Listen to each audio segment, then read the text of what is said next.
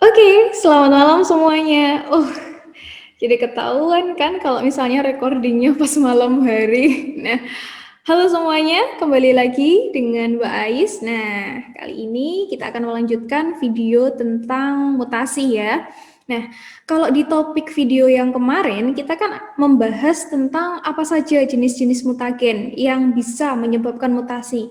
Tapi sekarang kita akan membahas tentang sebenarnya mutagen-mutagen itu akan berdampak pada mutasi yang seperti apa. Nah, jadi topik kali ini adalah tentang apa saja macam-macam mutasi. Nah, tapi kali ini agak sedikit berbeda karena aku udah punya kerangka tulisan yang bakal aku sampaikan ke kalian. Sebenarnya ini akan mempermudah ketika aku menjelaskan ke kalian dan lebih mempercepat supaya kalian juga nggak bosen dan akhirnya fokus gitu dengerin apa yang aku sampaikan. Oke, kali ini Mbak Ais mulai dengan topik apa saja macam-macam mutasi. Nah, untuk mutasi itu sendiri, penggolongannya adalah, nah, berdasarkan lokasi terjadinya mutasi, kita bedakan menjadi dua. Yang pertama adalah mutasi gen, yang kedua adalah mutasi kromosom. Nah, kita mulai singgung dulu pembahasan tentang mutasi gen. Nah, si mutasi gen itu merupakan perubahan yang terjadi pada susunan basa nitrogen di molekul DNA. Khusus basa nitrogen yang ada di molekul DNA loh ya, bukan di bagian lokus, bukan di bagian kromosom yang lain. Khusus, wabil khusus. Nah, jadi mutasi gen itu nanti akan dikelompokkan menjadi dua. Yang pertama kita sebut sebagai frame shift mutation, yang kedua adalah point mutation. Nah, di frame shift mutation, agak susah nih ngomong bahasa Inggrisnya. Frame shift mutation itu maksudnya adalah ketika terjadi mutasi, maka akan ada perubahan kerangka baca. Nah, gimana perubahannya? Nanti akan lebih lanjut dijelaskan di belakang. Yang kedua, yaitu point mutation atau mutasi titik. Mutasi titik ya berarti hanya di bagian itu saja. Nah, untuk frame shift mutation itu terdiri dari dua, karena memang disebabkan oleh dua. Yang pertama yaitu delesi. Del, hilang. Yang kedua insersi. Insert, nyisip, menyisipkan atau menyisipi. Nah, wes pokoknya kayak gitu. Nah, kalau yang point mutation dia disebabkan oleh dua juga. Ada yang namanya transisi dan juga ada yang namanya transversi. Kedua jenis ini ia merupakan bagian dari yang namanya substitusi atau bisa juga sebagai pergantian.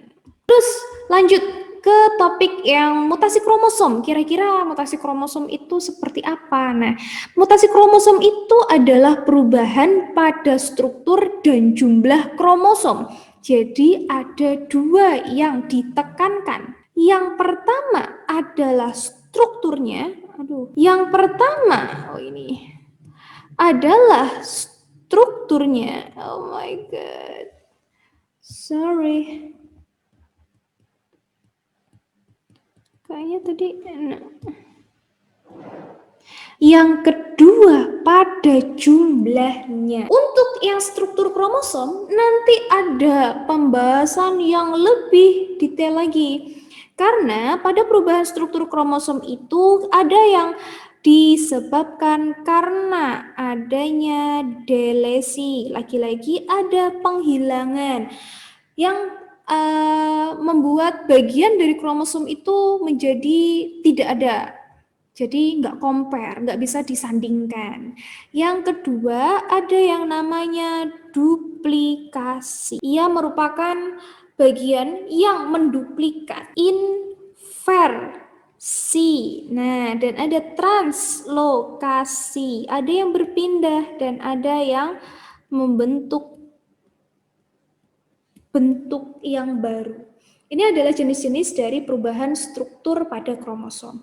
Kalau perubahan jumlah itu nanti akan dibahas tentang yang namanya euploidi, keadaan kromosom ketika ada N kromosom. Kayak misalnya ada yang sifatnya 2N, 3N, 4N, 6N, 10N. Nah, ini merupakan yang namanya euploidi. Kalau yang kedua kita sebut sebagai aneuploidi. Nah, kalau yang ini dia akan mengalami penambahan dan pengurangan. Ada yang tambah atau ada yang kurang kromosomnya. Kayak misalnya pada manusia normal itu kan selalu dalam keadaan diploid ya, atau kita sebut sebagai 2N. Ketika ada satu kromosom yang kurang, maka bentuknya berubah jadi 2N-1. Atau ketambahan, berarti nanti 2N+1. Atau bisa juga yang keadaannya 2N-2. 2N+2. Nah, ini semuanya adalah topik tentang aneuploidi. Tapi untuk kali ini, untuk video kali ini, kita nggak akan membahas dari mutasi kromosom. Tentu saja kita akan mulai dari mutasi gen. Oke, udah siap ya? Ini adalah masih pemanasan karena masih gambaran secara umum. Oke, nah sekarang kita lanjutkan. Lagi-lagi Mbak Ais sudah siapkan. Jadi kita tinggal bus. Nah, di sini kita akan bahas tentang macam-macam mutasi yang terjadi pada mutasi gen. Yang pertama tadi udah Mbak Ai sebutkan bahwa yang pertama itu tadi adalah frame shift mutation atau terjadinya penyisipan ataupun penghilangan satu atau lebih pasang nukleotida sehingga mempengaruhi kerangka bacanya. Nah, di sini ada kata-kata penyisipan, ada kata-kata penghilangan. Nek seumpama diterjemahke berarti ya seperti tadi. Penyisipan itu adalah insersi. Kalau penghilangan itu berarti tadi namanya adalah delesi. Nah, oke, sekarang aku punya ini ya, punya sekuen DNA normal. Nah, template-nya adalah TAC, CAC, GTG, AAA. Dia akan berubah menjadi mRNA yang rantainya 5 aksen 3 aksen berarti kan T jadinya A jadinya T, tapi karena ini mRNA nggak punya timin jadinya diganti urasil, maka TAC AUG, CAC GUG, GTA CAC, AAA UUU. Nah, kalau misalnya diterjemahkan berarti AUG itu akan membawa asam amino metionin, kalau si GUG akan membawa valin, histidin, dan fenilalanin. Ini adalah suatu kerangka pembentukan protein yang terjadi secara normal. Tapi gimana jika ada mutasi yang ternyata mutasinya itu menyisipkan sesuatu di situ atau menambahkan sesuatu secara tidak diketahui. Nah, maka yang terjadi misalnya ini adalah rantai yang normal, TAC, CAC, GTG, dan AAA. Ada yang nyisip di sini. Nyisip nih di sini. Nyisipnya itu adalah adenin. Maka untuk mRNA yang terbentuk kan akan jadi berubah juga. Dia akan menjadi nggak lagi CAC, tapi kan di sini A. A pasangannya apa? U. Terus C. Pasangannya G, A pasangannya U, kan kayak gitu. Di sini menyisip si A-nya. Nah, terus C pasangannya G, terus C, A, terus C, U,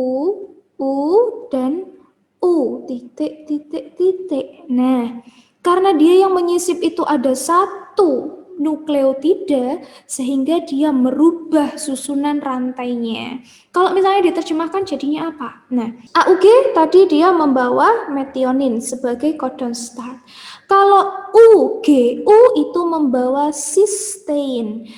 GCA membawa alanin.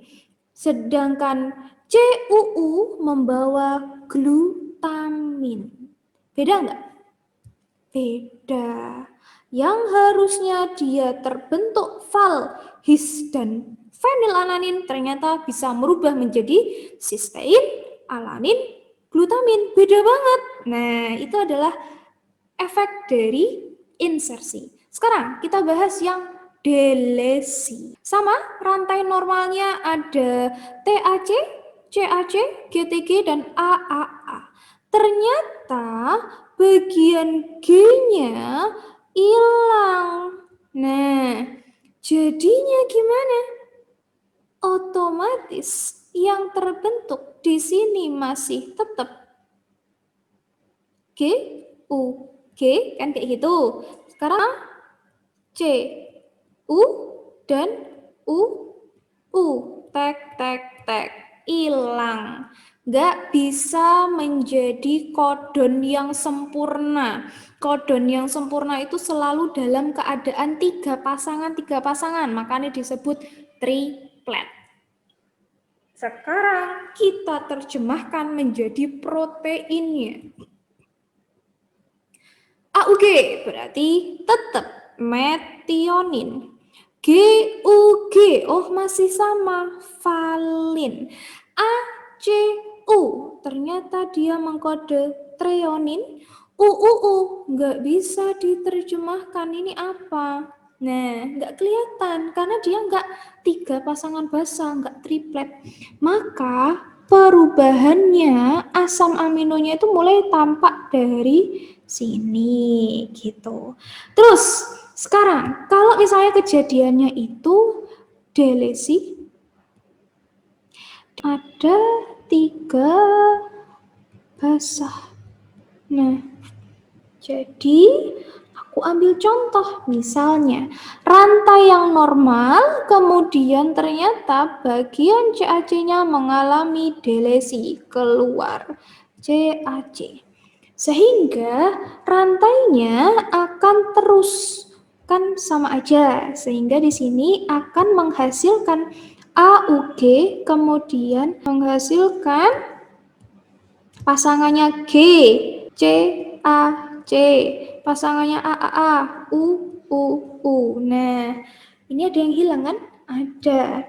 Di sini metionin, kemudian ada histidin, dan kemudian ada fenilalanin. Nah, itu adalah yang terjadi kalau misalnya delesinya itu barengan, kebetulan adalah tiga pasangan basa.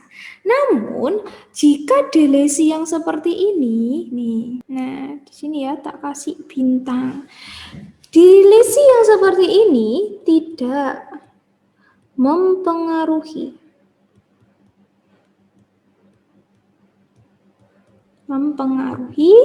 reading frame atau kerangka baca. Nah, karena apa? Karena kalau misalnya kita pasangkan sekuen ini ke aplikasi, aplikasi itu akan bisa melihat gapnya. Oh, ada yang hilang nih, jumlahnya 3 basa. Sedangkan pasangan yang lain itu masih sempurna. Kayak misalnya di sini masih oke, di sini masih oke, di sini masih oke. Nah, itu akan dikenali sebagai satu sekuen yang sama, tapi ada bagian yang hilang. Jadi diperbandingkan gitu, misalnya yang ini ya, yang sekuen A itu lurus terus, kelihatan ada pasangannya. Kalau yang sekuen B, ada yang bisa diterjemahkan, kemudian kosong, kemudian sama semua. Ini adalah dua hal yang berbeda, atau misalnya kita lagi membandingkan dua spesies kayak gitu ya. Nah, ternyata ada gap di sini. Gapnya di sini. Nah, gapnya di situ. Jadi masih bisa dikenali sebagai satu spesies yang sama, namun yang satunya mengalami mutasi gitu. Nah, jadi kalau misalnya Mbak Ais analogikan itu seperti ini. Analogi ya, kita bermain kata-kata. Seperti yang sebelumnya, kayaknya udah pernah di video yang pertama atau yang kedua gitu. Nah, kalau misalnya yang pertama normal. Kita cari kata-kata yang susunannya 3 huruf coba ya. Gini. Aku, 3 huruf kan? Dan kau, nah 3 huruf, bukan kamu, kau. You, lah, udahan aja. Kayaknya aroma-aroma mau putus gitu ya. Nah, terus yang ternyata terjadi mutasi. Mutasi yang pertama. Nah, mutasi yang pertama, dia akan mengalami seperti ini. Aku masih sama dan terus ada yang nyisip. K sama M kan deketan tuh. Nah, M menyisip nih M, K, A, susunannya udah berubah ya. Terus U, Y, U, K, L, A, H, U, D, dan bla bla bla. Kan kayak gitu. Berubah enggak? Berubah. Karena apa? Karena ini M. Terus sekarang aku kasih contoh mutasi yang kedua. Mutasi yang kedua contohnya apa ya? Tak ganti warna aja ya. Enggak usah deh. Yang kedua misalnya A, K, U. Terus ada yang hilang. Nah, jadinya A, N, K. Terus jadinya A, N, K berarti A, U, Y. Susah banget ya. K, L, A. Terus H, U, D, dan bla bla bla. Kayak gitu. Oke, ini karena apa? Karena di sini ada yang hilang sebelumnya. Makanya nggak bisa kebaca nih. Di sini. Terus yang terakhir, mutasi 3. Mutasi 3. A, K, U, D, A, N, K, A, U, Y, U, K. Hilang 3 pasang. U, D, A, H, A, N, bla bla bla. Nah, ada yang hilang lagi. Nah, ini adalah contoh ya. Nah, di sini. Berarti kalau misalnya aku tuliskan, mutasi yang pertama itu adalah contohnya apa? Insersi. Oke, di sini insersi. Yang kedua adalah delesi ketika kehilangan satu bahasa. Yang ketiga adalah delesi kehilangan 3 bahasa. Maka yang akan mempengaruhi kerangka baca itu karena adanya yang nyisip, karena adanya yang hilang gitu. Oke, mungkin kalian ini ya masih mudah dimengerti karena ini masih terlalu apa ya? Ini contoh-contoh yang sederhana aja, nggak usah berlebihan gitu. Terus kalau misalnya ada yang tanya, Mbak, kira-kira dampak yang disebabkan oleh adanya insersi atau delesi itu apa ya? Ya, oke. Sekarang aku bisa kasih contoh penyakit yang dialami oleh manusia. Contohnya adalah kalau masalah insersi itu contohnya adalah beta thalassemia. Kita tahu ya beta thalassemia. Nah, kalau contohnya yang delesi itu adalah cystic fibrosis. Gitu. Nah, gitu. 2 contoh yang akan berdampak pada manusia ketika mengalami insersi ataupun delesi. Kalau beta thalassemia itu dia susunan gennya ada di kromosom nomor 11. Ini untuk tambahan aja. Oke? Oke. Mungkin ini lebih cepat daripada video sebelumnya karena memang udah dipersiapkan 5 menit sebelumnya. Oke, kalau gitu, kalau misalnya kalian ada pertanyaan, langsung aja tinggalkan pertanyaan kalian di kolom komentar, nanti aku jawab. Atau kalau misalnya kalian lebih suka tanya secara pribadi, langsung aja ngubungin nomorku gitu ya.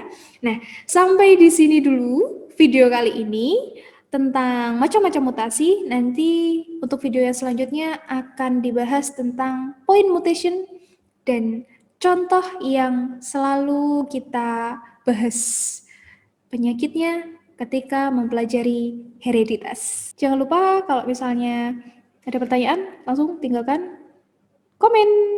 Thank you. Dadah.